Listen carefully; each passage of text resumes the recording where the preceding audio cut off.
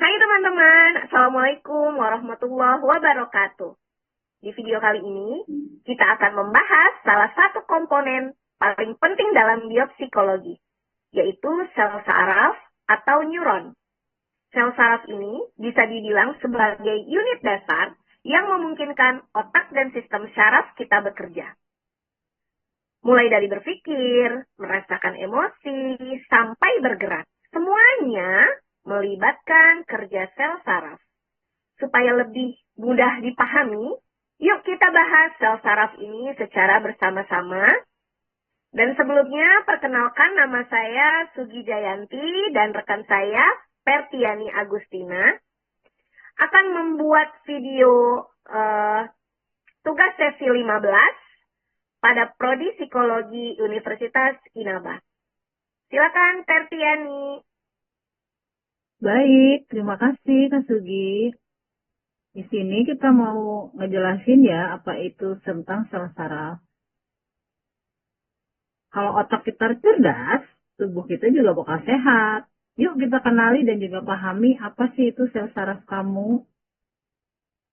Arti dari sebuah sel saraf, pengertian sel saraf atau neuron adalah sel saraf atau unit struktural dan fungsional utama dari sistem saraf yang berperan dalam menerima, memproses, dan juga menghantarkan informasi dalam bentuk impuls listrik dan juga sinyal kimia.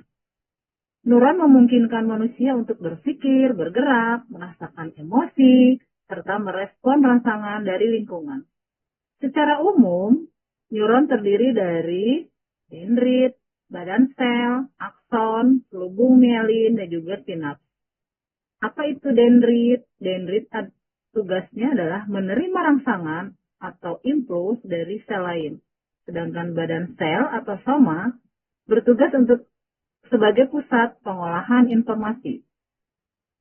Akson bertugas menghantarkan impuls keluar dari badan sel.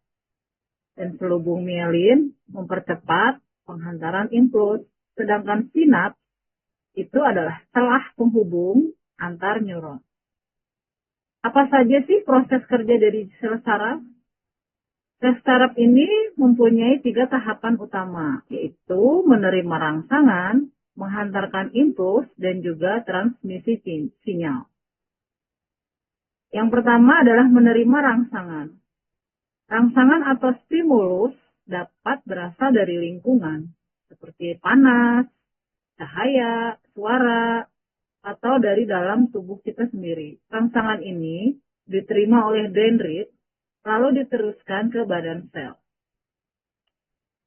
Yang kedua adalah menghantarkan impuls listrik.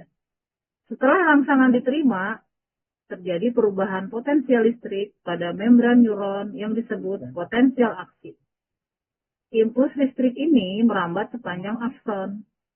Selubung mielin membantu impuls melompat dari satu nodus ke nodus yang lain, seperti konduksi saltatoric, sehingga sinyal bergerak lebih cepat. Tugas selanjutnya adalah transmisi melalui sinaps. Ketika impuls mencapai ujung akson, neuron melepaskan neurotransmitter, misalnya dopamin, serotonin, atau asetilkolin. Zat kimia ini akan menyeberangi sinaps dan diterima oleh neuron berikutnya, lalu mengubahnya kembali menjadi impuls listrik. Proses ini berlangsung sangat cepat dan juga berulang, memungkinkan koordinasi seluruh aktivitas tubuh. Untuk penjelasan selanjutnya akan dilanjutkan oleh Kak Sugi. Silakan Kak Sugi. Oke, baik. Terima kasih, Perti. Aku akan melanjutkan di hubungan sel saraf dengan perilaku. Perilaku manusia merupakan hasil dari aktivitas kompleks jaringan neuron di otak dan sistem saraf. Setiap pikiran, emosi, dan tindakan yang muncul dari komunikasi antar neuron. Yang pertama ada perilaku kognitif. Perilaku berpikir, mengingat, dan memecahkan masalah sangat bergantung pada kerja neuron di korteks cerebral dan hipokampus.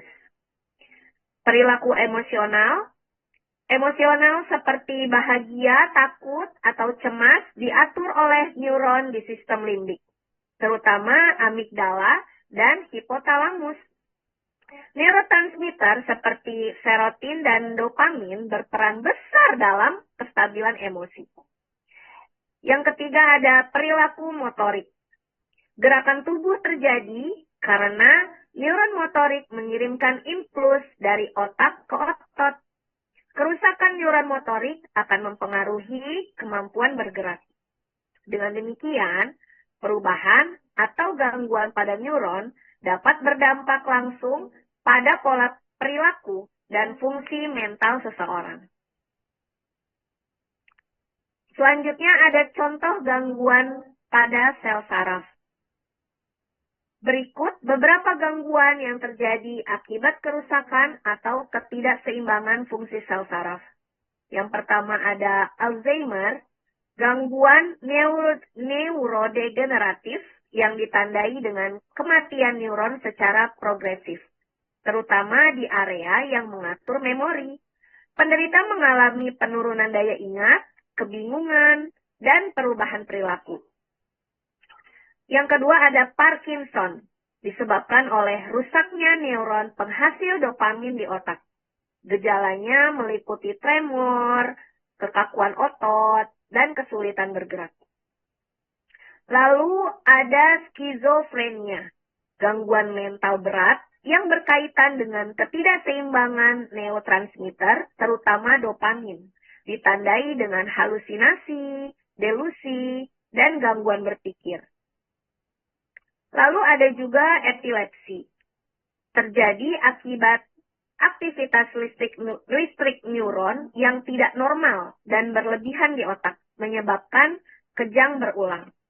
Yang terakhir ada depresi, berkaitan dengan gangguan kerja neuron dan rendahnya kadar neurotransmitter seperti serotonin dan norepinefrin yang mempengaruhi suasana hati dan motivasi. Baik, selanjutnya akan dibacakan lagi oleh Kak Pertiani. Baik, dari penjelasan tadi, kita bisa menyimpulkan bahwa sel saraf memiliki peran yang sangat vital dalam mengatur seluruh fungsi tubuh dan juga perilaku manusia.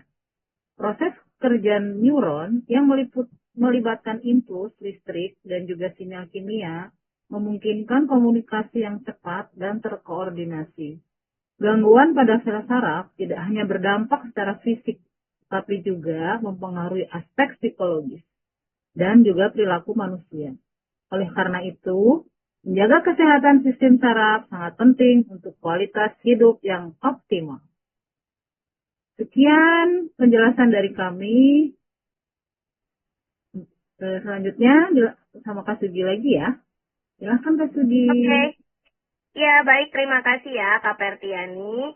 Nah, itu tadi pembahasan singkat mengenai biopsikologi.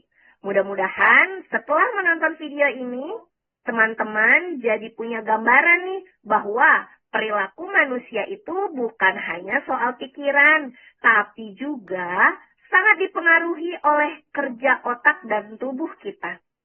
Terima kasih sudah meluangkan waktu untuk menonton video ini. Sampai ketemu lagi di video selanjutnya. Wassalamualaikum warahmatullahi wabarakatuh. Waalaikumsalam. Jangan lupa komen dan subscribe ya.